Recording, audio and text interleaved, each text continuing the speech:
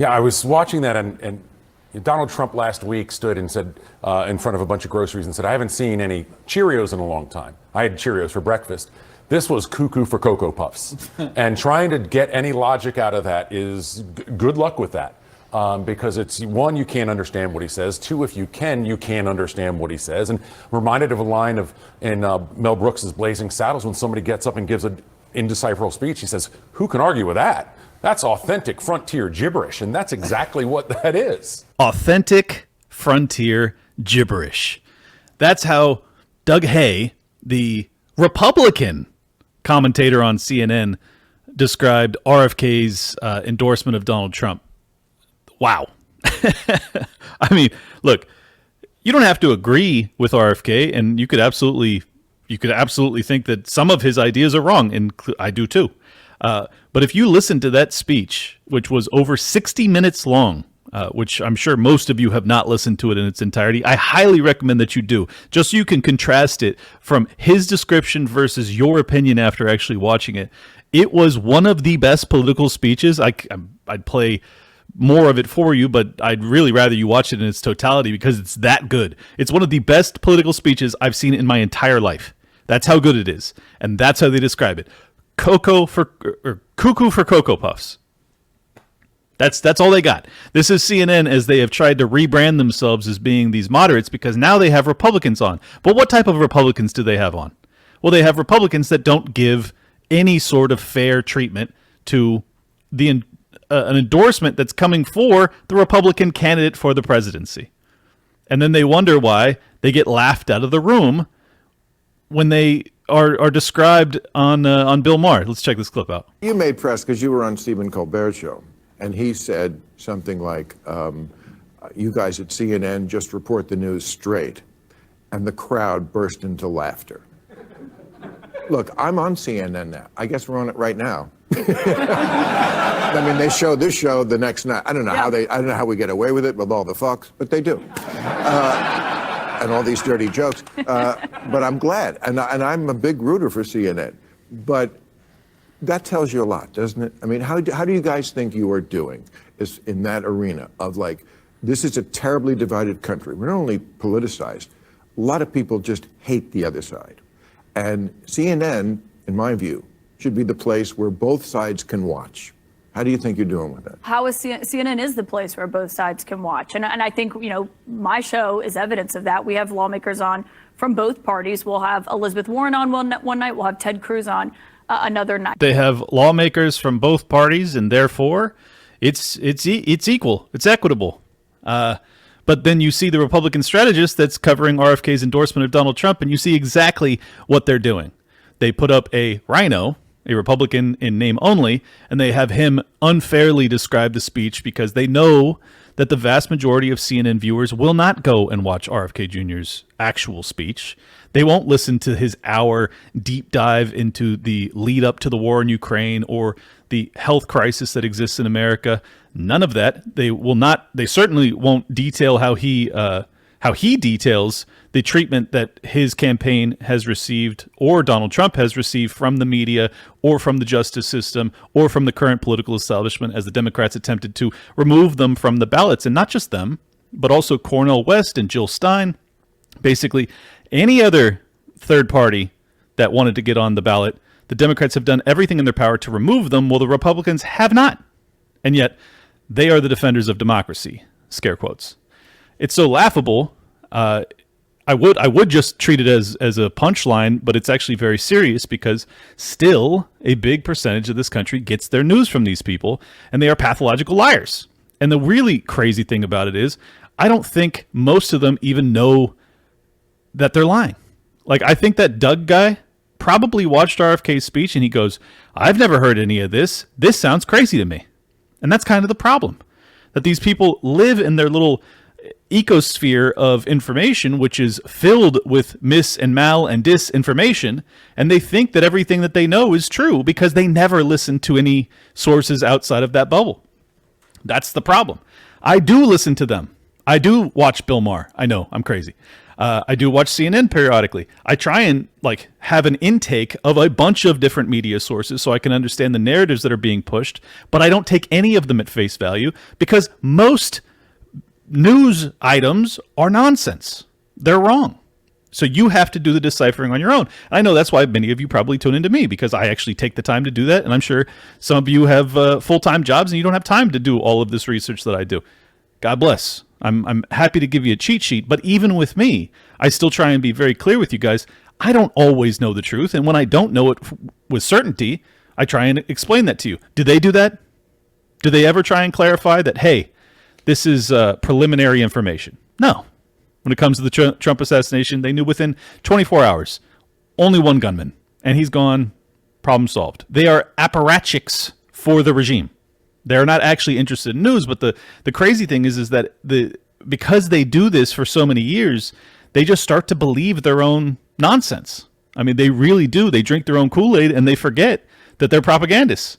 And then they actually listen to a speech from RFK Jr., which I'll take him at his word that he probably listened to at least a good chunk of it, I hope.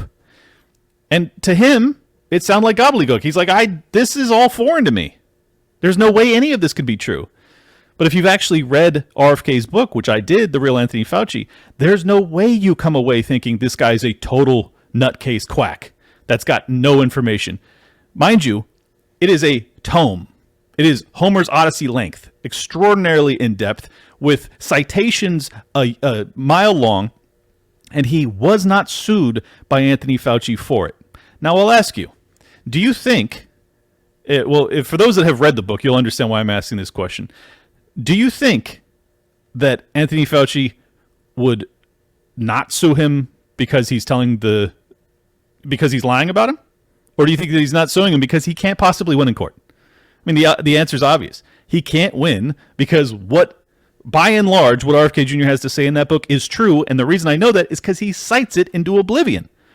But yet, still, he is described as cuckoo for Cocoa Puffs. I can't get that saying right, I'm sorry. You get the point. The guy's, I think he's brilliant. I honestly do. Is he wrong about some things? I do think he is. But he's clearly someone who is actually doing deep, deep research. Sometimes when you're interested in alternative information streams, you are going to get led astray from time to time. And I think there are instances where he has been. But I'm certain there are instances where I have been too. But that's also just the natural repercussion of being inquisitive, of trying to actually get to the truth when you know that you're just surrounded by lies. And this is why I respect RFK Jr., is because I like people like that. It's so superior to someone who just goes, well, New York Times didn't say it. Must not be true. It's like, oh, well, you're worthless. like you're not thinking for yourself whatsoever because the New York Times didn't report it. It can't be true. It's laughably naive, particularly given that they are responsible for promulgating wars, unnecessary, unconstitutional, immoral, illegal wars. And you don't care? You're still going to go back to them and say, well, unless the New York Times reports it, it can't be possibly true. It's like, that's ridiculous. You're an infant. Grow up. Sorry, I'll get off my lecturing high horse here, but you get the point. Big news that just came out too. Tulsi Gabbard, a few hours ago, or actually yesterday afternoon, endorsed Donald Trump. Not too terribly surprising. My guess is that probably Dennis Kucinich could be next up. I think that RFK's VP probably will, Nicole Shanahan. I think that she's almost certainly going to. I mean, the way she's talking, she is throwing absolute daggers at the DNC. So I would be very surprised if she doesn't also follow up with an endorsement of Donald Trump. And I think there's going to be many, many more. And this has also been, a subject of much debate lately as to, because you still look at these polls and they're a dead heat. And it's like, how is this possible? And I think there's a lot of explanations for that. I mean, first off, most people are just not tuned in. Like, they are not paying attention to this stuff. I don't think that the polling is going to really matter until we're, 10 days out. I think all of this is kind of like nebulous, airy-fairy numbers that don't really mean much. So that's number one. Number two, I think that, and this is a stunning revelation to someone like me, because I did not realize that the abortion issue was so important to people. But if you look at it, and this stat blew my mind, but the number one topic, or plurality number one topic for young women, is being able to get abortions, pro-choice. And I was like, wow. So it's not that, like, the economy, the capacity to purchase a home, afford a child, just be able to afford groceries, for God's sakes, that doesn't go on top of, can I get an abortion? No. For many of them, no. The answer is absolutely not. What about war? You know, good old lefties, they used to be very concerned with war. Nope, doesn't even come close to surpassing abortion. I'm like, okay. Oh, no, nothing. Actually, nothing comes close to surpassing abortion as their top concern. Amazing. And my obvious takeaway is like, yeah, it's going to be described by people as this is about bodily autonomy. And yes, I do understand that argument. So let me start by saying that, yes, I understand not wanting to let the government tell you what you can do with your body. However, the obvious conflating factor is there's another body involved here. So I think you ought to be able to understand the pro-life side too, because they're saying not that you don't have control over your own body, but you don't have the right to take a life. Like, both sides of this argument make perfect sense to me as someone who's kind of in the middle on this. But for people that are hardcore pro-choice, it's like, I feel like they don't understand the pro-lifers whatsoever. And coincidentally, Bill Maher actually talks about this from time to time, and he'll point it out, which is good. But I think that what it shows you is that there are just increasingly small numbers of women, young women, that are interested in having children. And I think that's truly disturbing. Elon Musk has harped on this ad nauseum, and I appreciate it. I don't say ad nauseum to degrade his position, but rather just he says it a lot. And I think that when you look around at global birth statistics, it's quite evident that this is not just an American phenomenon, but it does certainly seem to be a stark one in the U.S. And I don't really have an answer as to how that's come about. I mean, I think it's probably similar to how the proliferation of liberalism has come about through academia and the media and Hollywood and the political leadership. Like, this is the message that they tell their people all the time. Like, the Earth is overpopulated, pollution, carbon emissions, the world's going to end. Why even bother? Then add on to that, from my more libertarian argumentation, well, there's inflationary issues, right? So you're not going to have as many kids, or you may not feel as if you're equipped to have kids because you can't afford to function or live yourself, or you barely getting by. So how could you possibly bring another life in and be able to care for it? That's very challenging.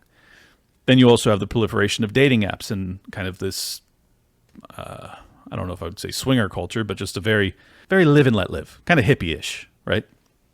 I think all of these things kind of play into it, but at the end of the day, and I say this as someone who's 40 and doesn't have kids, so I'm not preaching. Like, I certainly have been victim to some of this propaganda myself. I probably should have settled down and had kids a decade ago, and nearly did, but didn't. So I'm in the camp of people who have not had kids yet and probably need to get on that as soon as possible.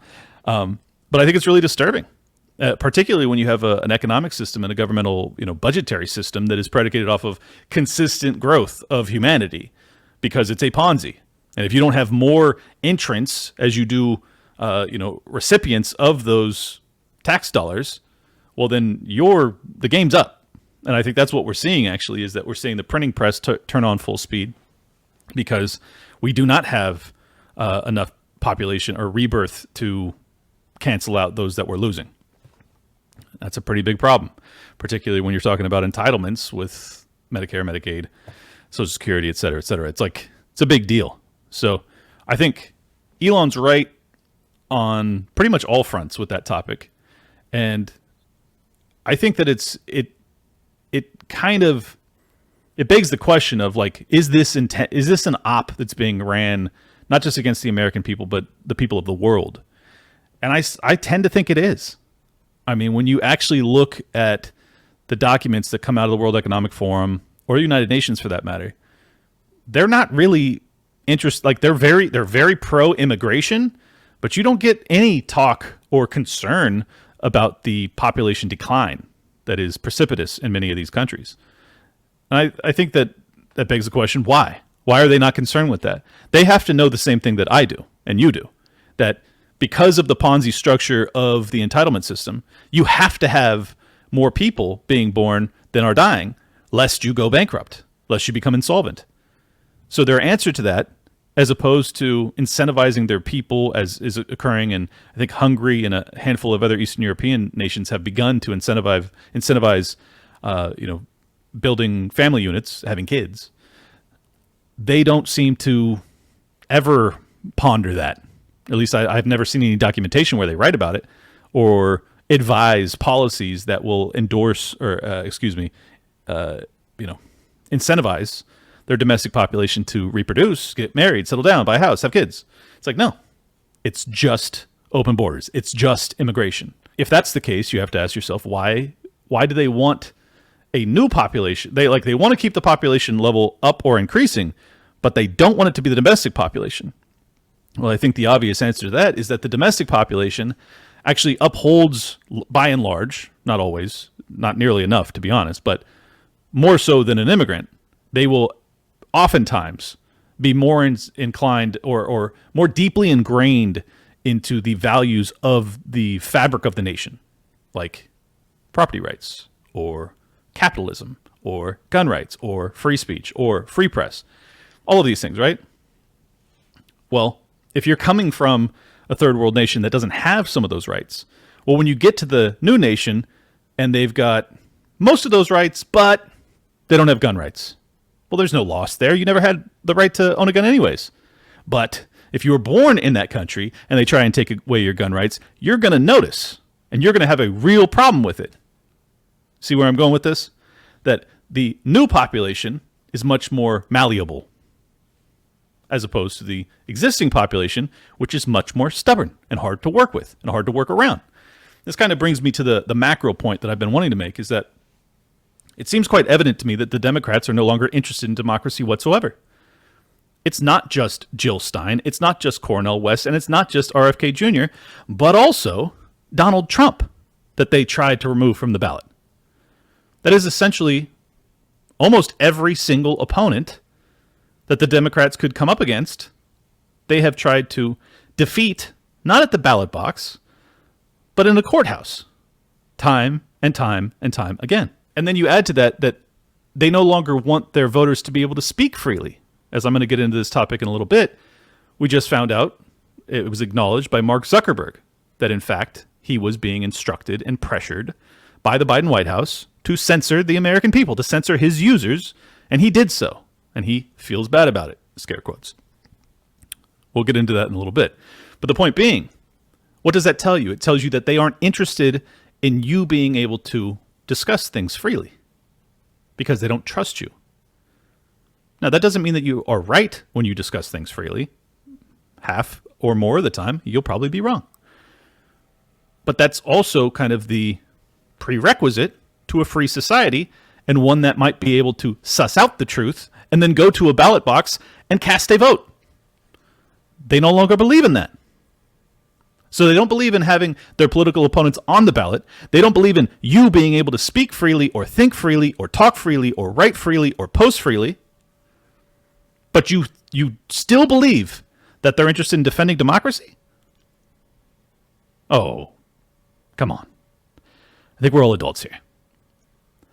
These people they abhor democracy.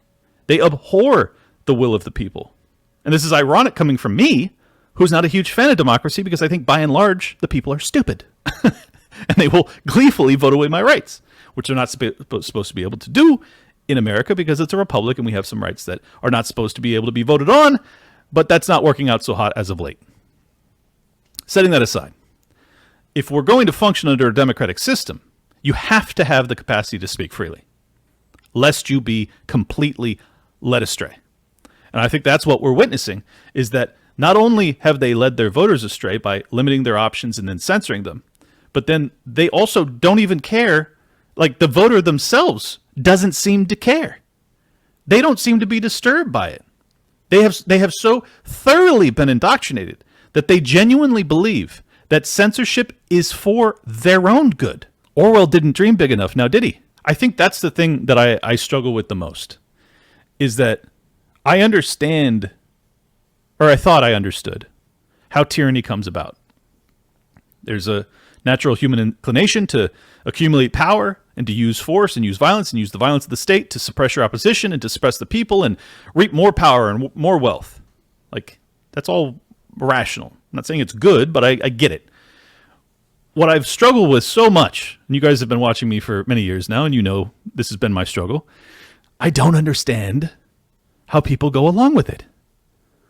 How we all have access to history books, and we can all look at the Third Reich or the Cultural Revolution in China or Stalin's Russia or Cambodia. I mean, the list goes on and on. Cuba, Venezuela. I mean, there's so many examples. And yet, it's like they don't extrapolate. They don't learn any lessons from these things. They're still able to be indoctrinated into the belief that they're the good guys. How could you possibly believe that you're the good guy as you suppress speech, as you limit people's capacity to talk about things or who they can vote for that matter? You're confident you're on the right side of history here? Because if democracy is so tenuous, if it's so fragile, that you can't allow for free speech in it, well, then democracy isn't worth defending at all, now is it? And if it is, then at what point do you take the harness off of the horse of democracy, off of the horse of the people, and allow them to run wild again, to be free again? A sincere question for those that actually believe that mis and disinformation and malinformation are all such a dangerous phenomenon that you have to limit their options. Well, then when will it be safe to speak freely? And I think you'll find, if you're being honest with yourself, that the answer is never. Because there will always be people with bad ideas that want to say them on the internet, God forbid. And then I hope you'll take a deep look into a mirror and realize that you're the tyrant you think you're fighting. And I hope you'll wake up as soon as possible, because we can't allow this to persist. You are eroding our rights and our freedoms under the pretense of defending democracy, theoretically, to protect our rights and our freedoms. You have it all backwards. I hope this helps. Here's James Carville on CNN right after the RFK endorsement as well. I really feel sorry for the Kennedy family, because I'm going to remind them, you can pick your friends, you can't pick your relatives. And if Bobby Kennedy lived in a more humane country, they would have him in a nice rubber room and, 3 hots in a cot and take care of this guy. He has no business being out on the street mixing and mingling with people. But this is where we are in this country. We have a mental health crisis. And I just wanted to play that as kind of my sledgehammer clip to demonstrate to you, yeah, sure, there's a little bit of ingest in there. The co-host on the panel laughs, but he didn't laugh when he says that he should be in an institution. I don't know if RFK Jr. is a good guy at all. I mean, he's certainly got a sordid background. But in terms of his rhetoric on the campaign trail, I have found nothing whatsoever to be pissed about, to think that he should be in an asylum because of what he has to say on the campaign trail. Like, you could disagree with him. I still wouldn't want him institutionalized for it. Now, I happen to think that he has been one of the most unifying figures I've seen in forever. He has decided to cross the political aisle and support Donald Trump because of 2 to 3 issues that he really, really cares about, that he aligns with Donald Trump significantly compared to the Kamala Harris regime. It's like, does that strike you as someone that needs to be institutionalized? No. But that to me is indicative of being a cult. I mean, let's just be honest. Let's call it what it is. Because it is blasphemy. Because he has defected from the church. That is why, more than anything else, it's not his concerns about childhood schedules, you know what I'm talking about, or his opposition to the war in Ukraine. No, it's that he is a Democrat from a historic, probably the most prestigious Democratic family, big capital D name, what most people when I was a kid thought of as a Democrat being was a Kennedy. And he has fallen away from the church. And for that, he will be persecuted to the end of the earth. It is not what he has to say, but what he is unwilling to say, which is the regime propaganda lines. And God bless him for it. Good morning. And the reason that we know about this letter that Mark Zuckerberg sent to Jim Jordan is because Jim Jordan posted it. So about COVID censorship, Mark Zuckerberg writes, in 2021, senior officials of the Biden administration, including those from the White House, repeatedly pressured our teams for months to censor certain COVID-19 related content, including humor and satire, and expressed significant frustration when we did not meet their demands. I believe the government pressure was wrong, and I regret that we were not more outspoken about it.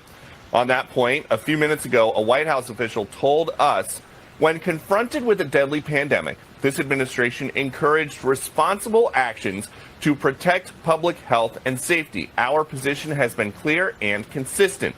We believe tech companies and other private actors should take into account the effects their actions have on the American people while making independent choices about the information they present. And if you believe that, you're incredibly, incredibly naive. They pressured them. And let me prove this case to you, in case you think that it might be true that they were just advising, but ultimately these social media platforms had the right to make their own decisions and they would face no consequences for going against the advice. Okay? So in November, right after the election, late November of 2019, there was actually hearings where Mark Zuckerberg, you'll probably remember these. So in late November 2019, Mark Zuckerberg is dragged up on Capitol Hill. And if you remember, what were they pressuring them with? Well, it was actually Section 230 protections. Now, to explain briefly, I'm no attorney, but this is my rough understanding of what Section 230 means. That it means that as a publisher, like, you're not treated as a normal publisher, because if the New York Times, say I write an op-ed and it gets published by the New York Times, well, then if I slander someone, or I guess libel, then I can be sued, but also the New York Times can be sued if they publish something that is knowingly false. On social media, thanks to Section 230, because there are millions and billions of people posting multiple times per day, it's absurd to think that the publisher, which would be considered Facebook or Instagram or Twitter, aka X, or any social media platform, or Telegram, that they would be able to actually have fact checkers or editors that go through and verify every claim made from every user before it gets posted, lest they get sued for defamation or whatever else. So without Section 230, and I know a lot of people hate 230 because the social media platforms had that protection, but they were simultaneously censoring us. So they were acting as if they were kind of publishers when they have this protection so that they're not publishers, which is very frustrating. But I think the obvious answer is you want to maintain Section 230 pressure, but you also want to make it so that it's totally illegal for them to go along with the government's pressure and for the government to pressure them, basically to use them as a cutout to circumvent the Bill of Rights and to censor us, because that should be unconstitutional, in my opinion, even though the Supreme Court disagrees, which is insane. Thanks, Amy Coney Barrett. But yeah, so what did they actually pressure him with was getting rid of Section 230. And what does that mean to a platform like Facebook? Well, it would mean oblivion. It would mean that their platform would be gone in an instant, because if they had to verify, well, they couldn't, obviously. They could not verify every claim from every person that posts on their website. But if they were then able to be held liable for whatever their posters put up that is false, well, then they'd be toast. They'd be sued into oblivion. And they know that. So when they're dragged up there and they're pressured to censor more and to stop mis and dis and malinformation, and then they're threatened, well, we're going to remove Section 230 if you don't.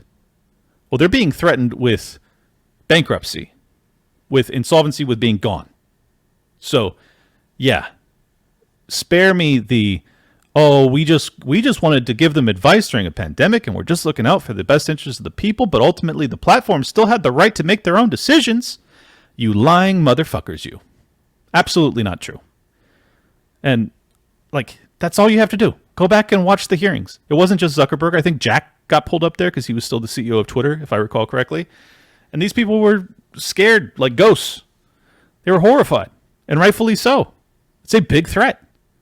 You remove that protection, which I don't even think it should be called protection. I think it's just obviously fair that like a judicial system that's functioning in a reasonable fashion would say, oh, it's impossible for them to actually vet everything that every user posts, so they cannot be held liable. I don't even know why they need this protection, but okay, whatever, call it protection.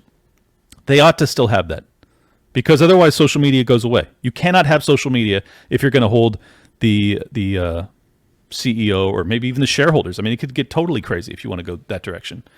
Hi, I'm Clint Russell. Today's episode is brought to you by Anton's Land of Biltong. This is the Angus version. I absolutely love this stuff. If you're not familiar with biltong, it is basically like a South African jerky, but it's made in Texas by a great dude. Love this guy. Entrepreneur, absolutely crushed it. Started his business in the lockdowns, was essentially put out of business for his restaurant because of the lockdowns, and then just had to pivot and pivoted brilliantly, and now does direct-to-consumer shipping of, in my opinion, the greatest jerky ever made. And I don't even know if it's technically okay to call it a jerky, but it's like the best jerky. It's basically a much softer, not as dry, brittle version of jerky. It's really, really good. And they are a new sponsor of the show, and I wanted you guys to know that you can actually get a promo code of Lockdown or Lockdown10. For code Lockdown, you will get free shipping, and Lockdown 10, I think you get 15% off or 10% off once you purchase a certain amount. So if you go to AntonUSA.com or BiltongUSA.com, that's BILTONG USA.com, and use promo code Lockdown or Lockdown10, depending on how much you're ordering. Check it out. It is fantastic. This is for sales that exceed $46. You can use Lockdown 10 for 10% off if they purchase enough, or you get free shipping if you just use code Lockdown. So either way, if you haven't ever tried this stuff, I highly recommend it. And I'm going to do something I've never done before. I'm going to pivot from an ad to something that I wanted to say during the show that I forgot to, because I do the ads right after. And I'm going to tell you this. Look, a lot of people are going to give Zuckerberg grace. They're going to accept him with wide open arms. And, you know, I appreciate the sentiment if you're doing it out of some sort of Christian desire to be forgiving of all evils and things like that. But let's be honest. The winds, they are a-changing, right? Look around you. You have, first off, the race is neck and neck. You have the potential, like, with all we know about what transpired with Zuckerberg during that period, how he, I mean, through the Zuckerbucks, he really assisted Democrats in getting the mail-in ballot scheme rolling, and then also allegedly helped with voter turnout that favored some of the Democrats too. So if I were him, just putting on my sinister CEO cap, I would be doing this because I want to be in the good graces of the new regime, assuming that he thinks Trump's going to win. And now, mind you, who has more access to data than Mark Zuckerberg? I mean, maybe the NSA, CIA, but I repeat myself, is Facebook any different from those three-letter agencies? I don't know. But point being, if you have that amount of data, it's not just good for advertisers. It's not just good to like target your advertising so that you get the best ROI on your ad spend, which, by the way, Biltong is Anton's Land of Biltong is getting a great ad read right now, because I'm going to pivot all into this pitch here, or this spiel. But it's not just good for targeting advertisers. It's also good for sentiment. What is happening? You have all this AI, you have all this tech, you have all this scraping that's going on to basically suss out what is the mood of the country. Are they pissed about the censorship regime? Are they angry with you, Mark Zuckerberg? Have you had like millions and millions of posts saying this guy is a traitor to humanity? And you realize that, yeah, there will be tremendous public goodwill behind Donald Trump if he were to, I don't know, throw the book at you? You think he doesn't? You think that's not part of the calculus he's making with coming clean with this letter today? Come on, let's not be naive. So I appreciate it. I appreciate that he's finally coming forward and he's saying, look, The $400 million that I spent through those nonprofits to assist with, making sure everyone can vote, blah, blah, blah, scare quotes. I'm not going to do that again because a lot of people believe that it helped one side more than the other. And that wasn't my intention. Wink, wink. And, so I'm not intending to do that this election cycle. Okay, good for you. Appreciate that. But let's be honest. You went along with censoring us, man. Like, you're not on Team Humanity at this point. And getting a tan and learning how to surf and doing jiu-jitsu for a couple of years does not make you a Chad. A Chad is not just an aesthetic.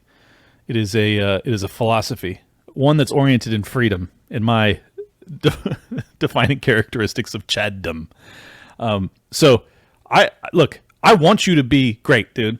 Like, this is not me trying to just be like, there is no room for you to ever be forgiven. Like, no, you're one of the richest people on the planet.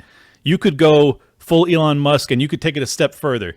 You could start to like really throw money at organs like FIRE or these other institutions that help with gun rights or speech rights. FIRE is probably not a good example. They've probably been co-opted. I don't know. I'm not really familiar with them, but that's the way that you would actually prove it to me. It can't just be like words. You spent $400 million on voter turnout in 2020. Well, put your money where your mouth is. Demonstrate to me that you actually value the Bill of Rights and you actually value human freedom, and you're not just looking at the algorithmic output from Facebook and realizing that, yeah, it looks to me like Trump's probably going to win, and yeah, my ass is really in a sling if that happens, so I better get in front of this. Let's just be honest, okay? So you do that, give you a big hug. You don't do that, it's just words on a piece of paper and don't mean shit to me. And we need a lot of, John Goltz. We do. So if you want to be one of those guys, God bless. And I hope you are. And I hope it's all sincere. And I hope it has nothing to do with all of the data that you're able to look at. I really hope. But I'm suspect. Let's get back into the show. And this leads me perfectly into the Telegram story, which is Mr. Pavel, who was arrested in France. Now, for those that aren't familiar, Telegram is basically like a kind of like a direct messaging platform. I use it a little bit for the other show I do with Luke, Best Political Show, and Tower Gang. I use it for that too. I'm not like an avid user, so kind of a novice on it, to be honest. But it's a social media platform that, best I can tell, is totally uncensored because there is very graphic things that circulate on Telegram. And it's been an incredible resource for the Russia-Ukraine war and also Israel-Palestine, because it has allowed for people on the ground to post footage, some of which is very gory, some of which is very good for propaganda, depending on which side of the war interest you are. And the government doesn't much like that, particularly when that footage is good propaganda for the side that they are in opposition to. So I think that's by and large what this is about. And according to Mike Benz, the Telegram propaganda was actually utilized by the U.S. State Department very well. I think it was in Belarus, if not some other breakaway former Russian country, a few years back. It was like they were using it to kind of push their own propaganda to start revolutions, kind of color revolutions. You guys know about those by now. I've talked about them plenty. And when it's for their own ends, they like Telegram. In fact, they lobbied Russia, who was very upset with what was happening on Telegram because Russia was about to ban Telegram. They weren't going to arrest the CEO. They're not lunatics like the French, but they were going to ban it, and they were lobbied by many NGOs to not do so.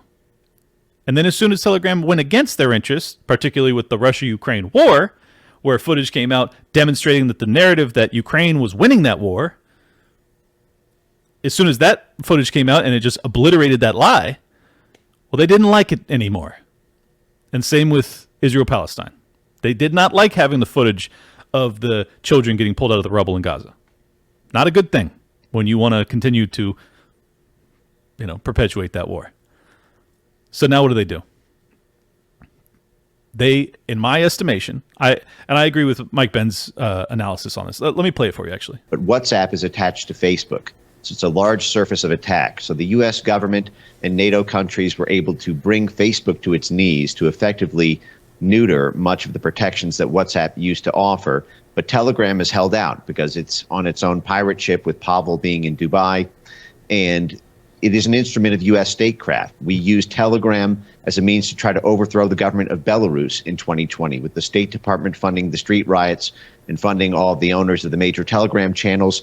26 U.S. NGOs actually lobbied in 2018 Russia to keep Telegram open when Russia was thinking of banning Telegram. They called it a human rights violation that Russia might censor Telegram, but that was because the State Department and the CIA were backing dissident movements like Alexei Navalny and coordinating street protests using Telegram. So they don't want to kill Telegram.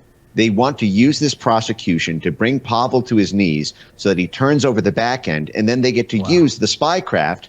In addition to the content moderation, they get all the encrypted communications of everyone in Russia who's using it, which is most of Russia. He's got a little bit more to say, so let's check that out. I would hope some amount of regret from the French for doing this, because it's terrifying a lot of people in the West. Well, unfortunately, the main actors that could bring pressure on the French government to let Pavel go are probably the ones who coerced or pressured or at least coordinated with the French doing it in the first place. Wow. There is no chance on earth that that French law enforcement made such a geopolitically and geostrategically sensitive move without coordinating, notifying, or working with the U.S. Embassy in Paris. As we speak, the House Foreign Affairs Committee could immediately seek all communications, emails, documents, meeting minutes of everyone from the U.S. Embassy who had any communication with French law enforcement, French intelligence, or French government officials up to and in the moments leading up to that arrest when he stepped off that plane. They said Macron said today they had an in-process judicial investigation. But the fact is the State Department, it runs the censorship industry here and around the world. And they have had this long-range plan to get the EU Digital Services Act in motion. I was at the State Department when we were negotiating that. Wow. The fire is coming from inside our house. I agree with his analysis there. Brings me no joy to agree with it, but I think it would be pretty naive to think that the French are making this call on their own. It doesn't strike me as a maneuver that you would make. Just think about this rationally. What signal does this send to every other tech platform that exists that allows for users to post things on their site? Because keep in mind, what they're charging Pavel Durov with is every single crime that has been committed on his platform, from child trafficking to child photos. I don't know what I'm allowed to say, to terrorism, to threats, to human trafficking, to whatever. I mean, everything to drug trafficking, everything you could possibly do via text on a social media platform. They're charging him with those crimes as a collaborator, or I think they said complicity. So he's complicit in these crimes because he's refusing to essentially turn over the encryption and allow for the government to spy on every single user on his platform. So he's doing what he has promised his users that he would do, that he would maintain their anonymity, their privacy. Now, there are downsides that come with encryption. There are downsides that come with privacy. Bad people will use it. Criminals will use it. Okay? There will be bad things done by people. But here's the issue. If you want to be able to communicate when you're not doing anything criminal, but you would like to maintain a little bit of privacy, you have to allow for that.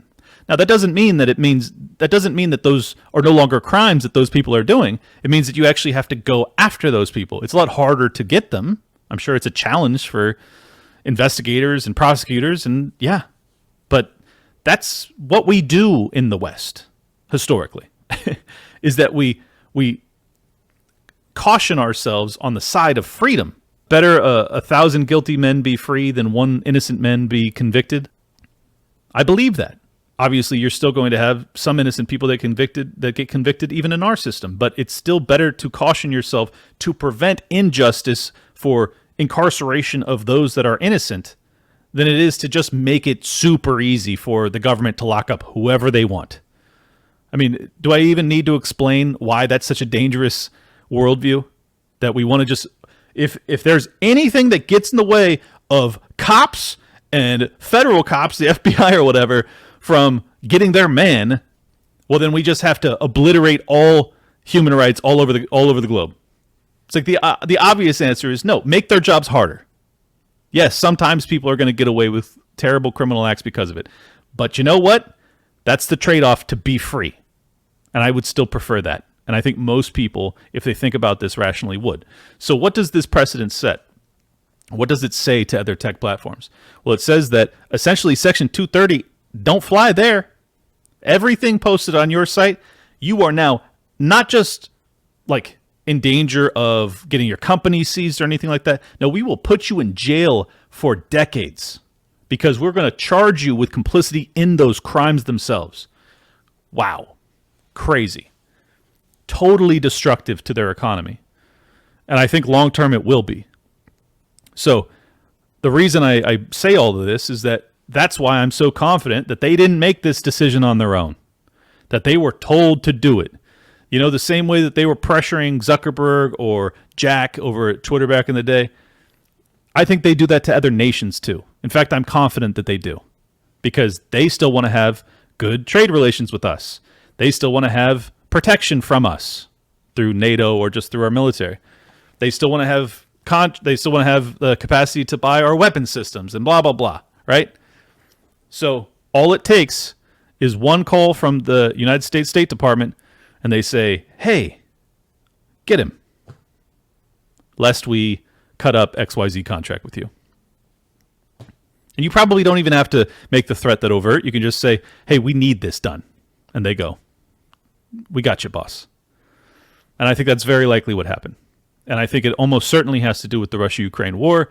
But maybe Palestine is as big of a factor. I'm not sure. But I think that's the main driving force here. And it's just yet another example of how the government is doing things that it legally cannot do in America, but it is using these corporations and other nations now as conduits for their depravity, for, in my opinion, their criminality. Like, that's what they did all through 2020, as they coerced and pressured these allegedly private institutions to censor you and I. Well, now they're using foreign nations to prosecute CEOs of tech platforms that will not go along with their censorship demands and their demands to allow for basically breaking of their encryption. Super duper dangerous, ladies and gentlemen. Now, I don't know what we can do about it. This is a Russian citizen who already flipped off Putin, moved to the UAE, and only reason he went to France is because he was with some hottie that wanted to travel. And they, probably a CIA asset, who knows, that got his ass locked up. So I don't know what the American people can do about it other than to speak out against it, and that's what I'm doing. And I hope you'll join me in that, because I think we need to recognize that this is not just about some Russian guy who lives in the UAE who's got some tech platform that you may or may not use. It's a much bigger deal than that. It's just as big a deal as what they did in 2020 to us, because this is all about building precedent and using different avenues to attack our rights. Not just our rights as an American, but our rights as human beings. And it is a threat to everyone all over the world. I hope that makes sense. It was kind of a complicated topic, but that's what happened. And now that we have Mark Zuckerberg on the record, here is Senator Haye grilling the head of DHS, Mayorkas, about 2 years ago on this very topic. And in my opinion, this is hard evidence that he perjured himself. Now, you said earlier this year that you disbanded the Disinformation Governance Board, which I thought was totally unconstitutional, but that turns out to be, at best, misleading. That's just the tip of the iceberg in terms of what you're doing. Your own quadrennial review, which was just reported in the press, says that disinformation is going to be the new focus at DHS.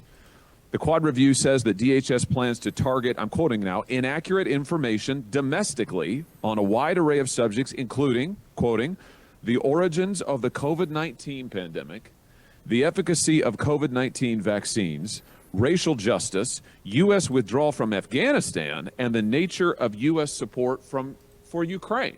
A federal judge has just found as a finding of fact, Mr. Secretary, that your office, and I'm going to quote now, is supervising the nerve center of federally directed censorship. Here's another email, August 20th, 2021. Facebook writes again to HHS and highlights that Facebook is increasing the strength of our demotions for COVID and vaccine-related content. April 16th, 2021, Rob Flaherty at the White House circulates a Zoom meeting invitation to Twitter employees stating White House staff will be briefed by Twitter on vaccine misinformation. We have example after example of this administration, coordinated apparently, according to a federal court, by your agency, pressuring, coercing social media companies to engage in censorship. Is that constitutional? That is unequivocally false. Is what the emails show. It is unequivocally false, Senator. You are not pressuring the big tech companies to take down accounts. You are not meeting with them to ask them to censor on your behalf. That is correct. We are not. Mr. Secretary, it has been established for years in this country, as you very well know because you're a lawyer, that the federal government may not use private third parties to engage in activities that are unconstitutional. That's exactly what you and this administration are doing. You are leveraging private companies to carry out censorship on your behalf. It's dystopian, but worse than that, it's unconstitutional. Boom. If you guys are longtime viewers of this show, then you will already know that I had Judge Napolitano on, I don't know, year and a half ago, and we talked about this topic exactly, that the government cannot use allegedly private institutions to circumvent our rights. They can't do things, like things that they can't do, they can't instruct a private company to do either, right? So if they can't censor us, they can't tell a private company to censor us. It's the same thing, and the courts have upheld this many times. So until recently, thanks to Amy Coney Barrett. But I think that the broader point is that if Mark Zuckerberg is telling the truth, which I assume he is, well, then Mr. Mayorkas is absolutely perjuring himself. And he's also perjured himself on many other things. He was also one of the first people to step up and say that Kim Cheadle, the head of the U.S. Secret Service, he had full faith in. So did Joe Biden. But Biden's brain is broken, so who cares about him? This guy's brain isn't broken. So he's just a pathological liar or, I don't know, corrupt beyond belief. But I think that this needs to be pushed hard. Like, you perjured yourself pretty crystal clear. And I guess we only charge people like Steve Bannon with perjury or whoever. It's never anybody that actually works for the regime that gets charged with perjury. It's only dissidents that seem to. But if there's going to be a rule of law, it has to be applied equally, and I can't think of a more obvious example of perjury than this one, because it seems crystal clear to me. So let's hope that the GOP, instead of writing sternly worded letters or having these tremendous sound bites from a Haye or a Cruz or whoever else, that they actually do something, that they actually seek to prosecute these people, because that's a crime. And unless they actually pay a price, they ain't going to stop. And when it comes to my rights, when it comes to my speech rights, I would very, very much like them to stop. So that's the path. Let's see if they do anything about it. And here's my thesis as to the quid pro quo we might be witnessing with the French government. Reporting by Arnaud Bertrand, I don't know how to pronounce his name, I don't speak French, but he says, update is now official. In a just-released communique, Macron has rejected a government led by the New Popular Front, the NPF. It's an unprecedented situation in the history of the Fifth French Republic. The loser in the election effectively rejects yielding power to the winner. He explains it by the fact that his responsibility is to ensure that the country be neither blocked nor weakened, arguing that were he to nominate a NPF government, they'd soon be censored by Parliament and destituted. That may be the case, but still, this awfully inconvenient fact remains. Macron's party got way less votes and MPs than the NPF. Yet it is Macron's party that's still running the French government, and it is Macron himself making choices on who can or cannot assume power based on what he thinks would weaken France or not. It's insane when you think about it. So the communique is in French, so I'm not even going to read that, and I have to kind of take his word for it as to what it all means. But this is my understanding as to the accuracy that, in fact, yes, the NPF did get more votes, and in fact, yes, Macron, as the incumbent, he's not stepping down, he's not allowing for a new government to form, and I mean, this is, in my estimation, just as egregious as everything Donald Trump has ever been accused of, and more so. So here's my operating thesis right now, that they're doing this, that they made this move on Mr. Durov because now the U.S. State Department will have nothing to say about this non-turnover of power to the new victors in the election. I mean, it certainly appears that way. According to all the reports I've read, including that one, this is a historic anomaly that there's been months and they're not doing the new government thing. You know, their process is a little different than America. They don't have like hard dates. They do it all based off of like historic precedent, and normally by this amount of time we will have done X, Y, Z. It's a very, they're the French. They do things fucking weird. but regardless, it's weird, right? And the timing on this is pretty remarkable. And I have to think that they might be related. That, all of it, like you have concerns about the election in Venezuela, for instance, and then they'll be like, all right, well, you do X, Y, Z for us, then it's not a concern for us. The U.S. State Department will not apply the pressure that we might want to because you're going to be doing our bidding. And I'm not saying that's what's happening in Venezuela, but I am saying that's what it looks like may be happening in France. So something to keep an eye on. A lot of shady shit going on. I mean, just to put it bluntly, like, tell me I'm wrong in the comments. Tell me I'm wrong. Tell me if you think I'm misreading this, because it certainly seems like a little tit for tat, quid for pro quo thing, going on, and a lot of bad stuff. And the people, both of France and us, the people of the world, we're getting the short end of the stick once again. So I think that's what's going down. You know what? Screw it. I'll play you a few of my favorite parts from the RFK speech. I attended my first Democratic convention at the age of 6 in 1960. And back then, the Democrats were the champions of the Constitution, of civil rights. The Democrats stood against authoritarianism, against censorship, against colonialism, imperialism, and unjust wars. We were the party of labor, of the working class. The Democrats were the party of government transparency and the champion of the environment. Our party was the bulwark against big money interests and corporate power. True to its name, it was the party of democracy. As you know, I left that party in October because it had departed so dramatically on the core values that I grew up with.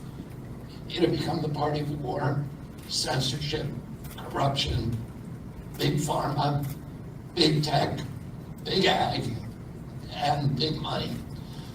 When it abandoned democracy by canceling the primary to conceal the cognitive decline of the sitting president, I left the party to run as an independent. The mainstream of American politics and journalism derided my decision. Conventional wisdom said that it would be impossible even to get on the ballot as an independent because each state poses an insurmountable tangle of arbitrary rules for collecting signatures. I would need over 1 million signatures, something no presidential candidate in history had ever achieved. And then I need a team of attorneys and millions of dollars to handle all the legal challenges from the DNC.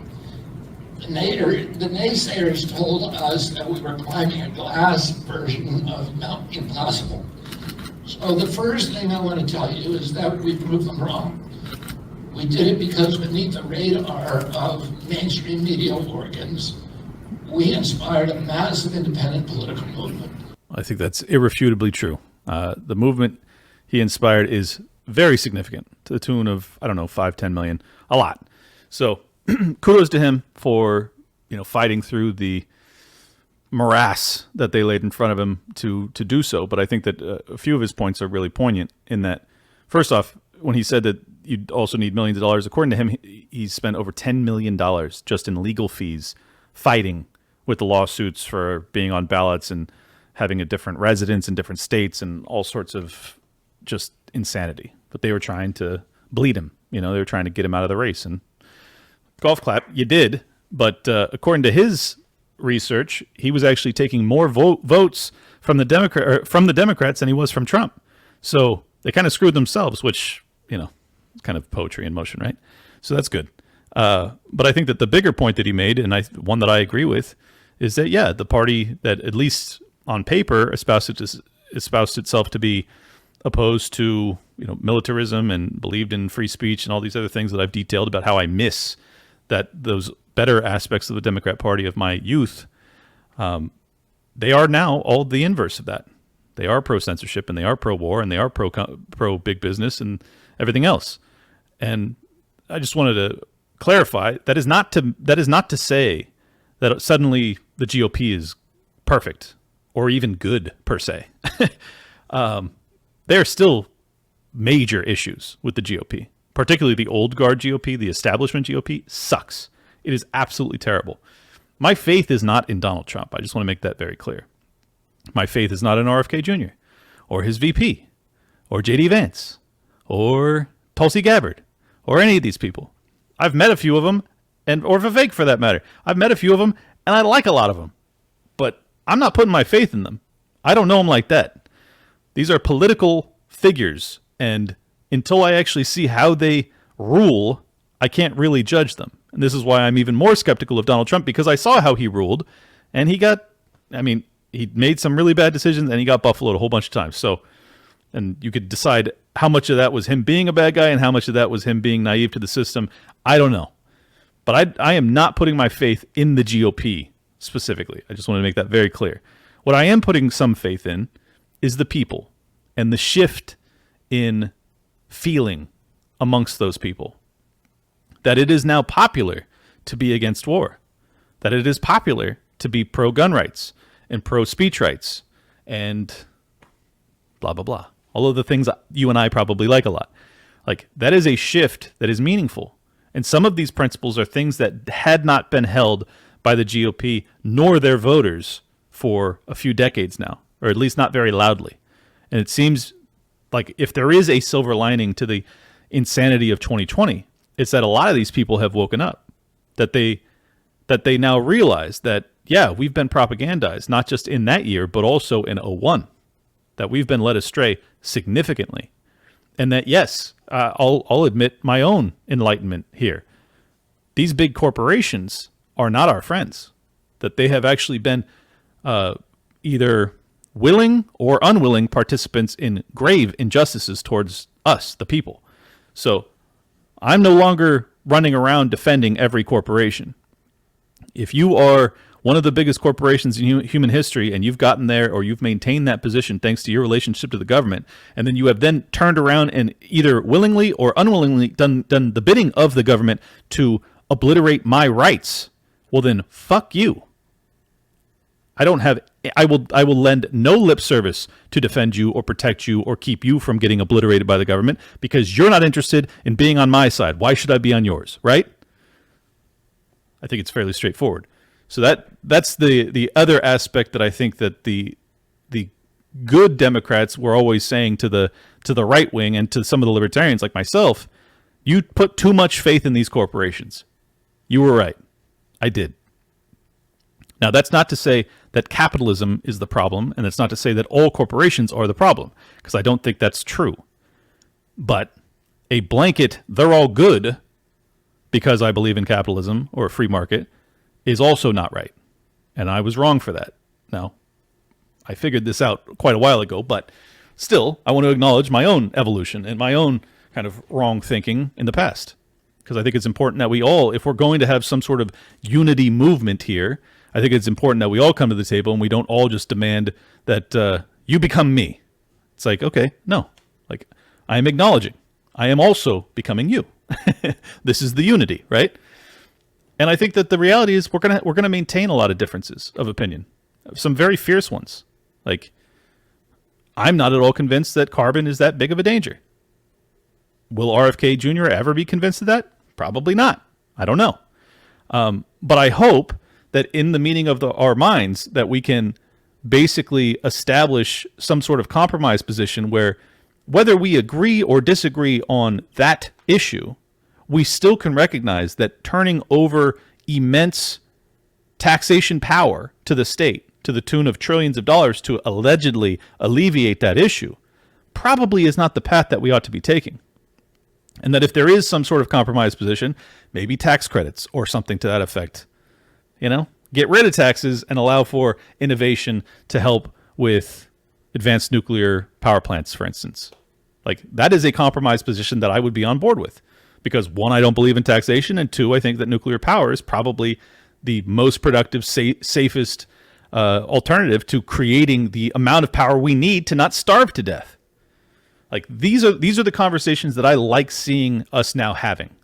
And I'll be honest with you, I didn't see this coming. I did not see this coming at all. RFK Jr. and his running mate had been adamant they were not going to get on Trump's team. And I'll be honest, I like that they did. I do. I feel like we are up against not Kamala Harris and not Joe Biden. It's never been Joe Biden, and it ain't going to be Kamala Harris. This is the establishment.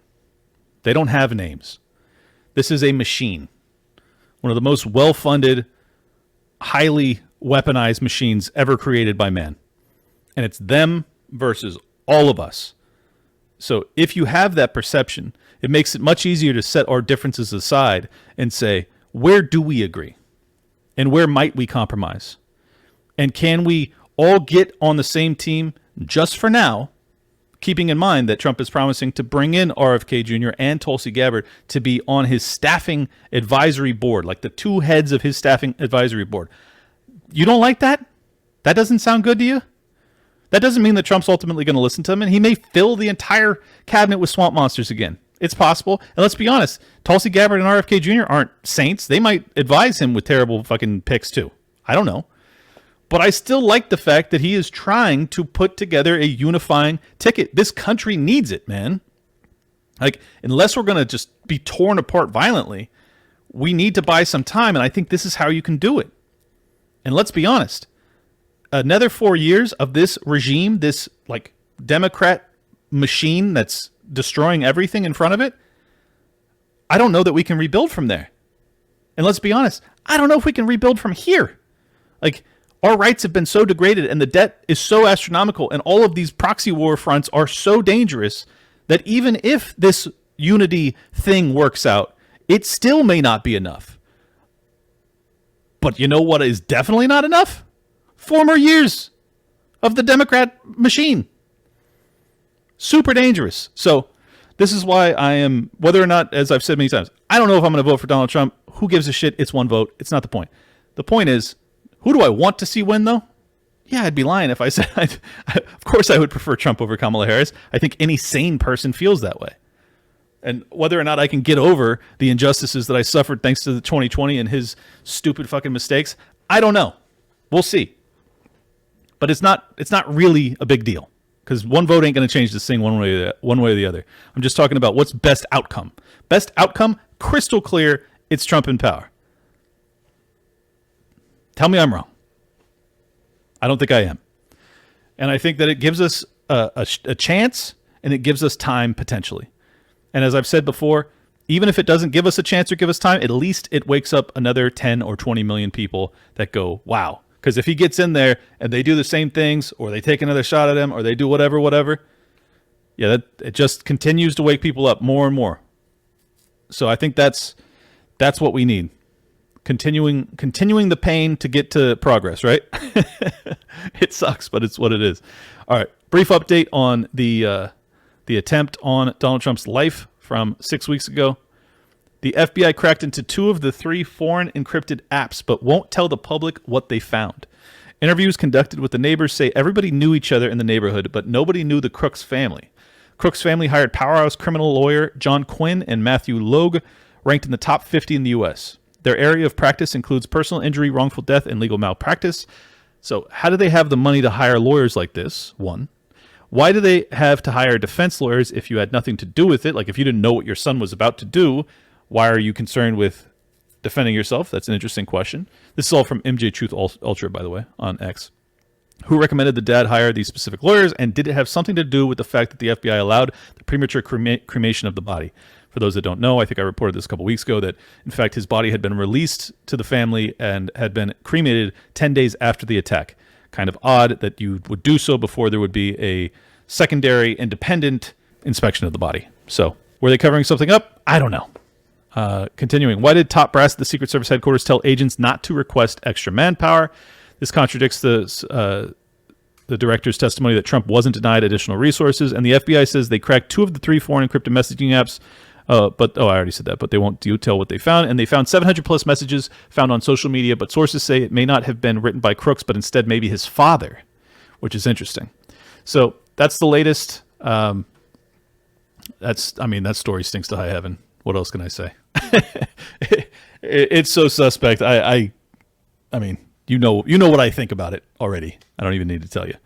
But yeah, anyways, I wanted to thank you guys so much for tuning in. Oh, by the way, I just got back, a little recap of what I did. Had a great time on Timcast as always. The travel was rough. I as you guys know, my last episode was on Friday early AM, then I flew out Friday morning, and then I was on Friday night, then I flew back Saturday morning, and I was just destroyed by that. That entire cycle destroyed me. So yesterday I was just couch bound watching TV. I was a wreck. So I'm now recovering, but I haven't shaved yet, as you can tell. So that was the arc there. If you guys got a chance to watch, I would love to hear your feedback. If you enjoyed the episode, if you thought I got anything right, wrong, indifferent. But then I also want to thank you guys for leaving 5-star reviews on Apple Podcasts, Spotify, everywhere else that you might be listening or watching. It really does help with the algos. And like I do from time to time, I'm going to read you some of those 5-star reviews because I want to thank you guys for leaving them because it really helps with the algorithms. Someone says, my current favorite podcaster, although I don't use Apple Podcasts to listen to podcasts anymore, I've been strictly YouTube and Rumble since late 22. I had to return to this app to leave an incredibly well-deserved 5-star review for my current favorite podcaster and the next Vice President of the United States. Sorry, got that information wrong. Disinfo. Clint Russell. Y'all need to listen to the best political show via We Are Change on Rumble as well. I agree. You should. It's a great show. Be careful listening to this pod. Clint is constantly speaking out against the evil of this world, spreading the message of freedom, my favorite podcast I listen to. I love anytime someone says it's their favorite podcast, which now 2 people in a row have said that. That's just means the world to me. Really appreciate it. Thank you, Clint. Clint, right on this while hearing the LP convention recap pod. Do not stop doing anything that you're doing. Your message is just the straight and honest truth about what needs to be done. These are other people just using the LP as a third leg of the same political animal by making backroom deals and shafting you because they are just in it for the power and not for the message. Hearing the excitement in your voice you gave the recap with made me excited for you and what you will do for this country in the future. Since hearing this podcast and listening to Clint, I found my political voice, and I couldn't be more in tune with what should really be happening for our country and the world. You reach more people in more ways than you know. Thank you. Chris from South Florida. Thank you, Chris. And I'm glad you got in the game, man. I hope you have tremendous success speaking out. Someone says 5 stars. I'm not a monkey. I'm a fan. LOL. I don't know what that means, but start listening now. I love this podcast. Clint is of the luminaries of the libertarian and NCAP movements in the United States. His analysis of current events from a free market libertarian perspective are, in my opinion, unmatched, and I listen to most of them. I hope in the future his celebrity will rise as more people begin to discover him and our great nation begins to awaken from the fever dream of tyranny that has gripped it for the last decade. He's funny. He's insightful. Now I'm feeling like guilty for reading this because it's so nice. He's funny. He's insightful, and most importantly, he strikes at the heart of the topics that filter through our news cycle on a weekly basis. It is a refreshing alternative for the endless propaganda that plagues our media. Join the revolution and listen to Liberty Lockdown. That's a hell of a review, dude. DRMJH. Thank you so much. Worth a listen. Sickly Dave told me to listen to this podcast. Fat Dave told me not to. I'm so glad I listened to Sickly Dave on this one. Every episode is interesting and packed with insightful, original angles you don't hear anywhere else. Well, thank you so much. We're up to 885 reviews over on Apple Podcasts. Let's see if we can get it over 900 by the next episode, huh? If I get to 1,000, that would be the dream, man, because very few podcasts get to 1,000 reviews. That's hard to do. There's a hell of a lot of podcasts, but not many people listen to them. So if you guys could all leave a review, even if you don't listen on Apple Podcasts, if you just log in and then leave a review, that'd be dope. It really does help because, like, I think about half my listeners come from Apple, like 40% from Spotify, and then like 10% from a hodgepodge of all the other apps out there. So thank you guys so much for leaving those reviews. And just wanted to remind you guys, this is your last chance, okay? One more week from today, I will be raffling off that Rife machine. It's like a $2,500, $3,000 machine. Thing's badass. And I haven't been able to plug it on the YouTube version of this because I don't know if I can run the ad without getting in trouble. But I know I can tell you, I'm giving one away to one lucky person from either if you are a supporter on libertylockdown.locals.com. So you subscribe over there. You can support for like $5, $10, whatever bucks a month. Or like there's annual, I don't know, $60 or something like that, which I really appreciate. Everybody that does that, there's like 100 of you over there. That's awesome. Or if you're one of the 140 or so people that is a subscriber on my X, which is $5 a month, and sometimes I put out exclusive content over there. That is probably the easiest way. One, I'll follow you back on Twitter or X, which is cool. If you like that sort of thing, if you don't care, whatever, then just support me over at Locals, please. But if you do like that, you'll be one of about 250 people or so that has a shot, a 1 in 250 chance of getting a $2,500 machine. So that's a ROI, ladies and gentlemen. That's way better than the lotto, especially if you want that machine, which you ought to. So this is your last chance. 1 week from today, I will be doing a random number selection, and then just like based off of the drop-down list of all the people that support this show, I'm going to pick one of you from that number and then get your shipping info and send it out to you. So last chance.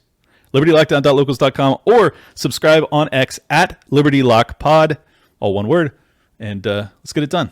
Thank you guys so much for tuning in. Thank you for supporting my show. Thank you for supporting my work. And thank you for listening and viewing and sharing and commenting. I love you guys.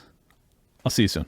Peace. Welcome to Liberty Lockdown. Please scan your barcode. Your liberty ain't gone, but yeah, it's on hold. Where did it come from and where did it go?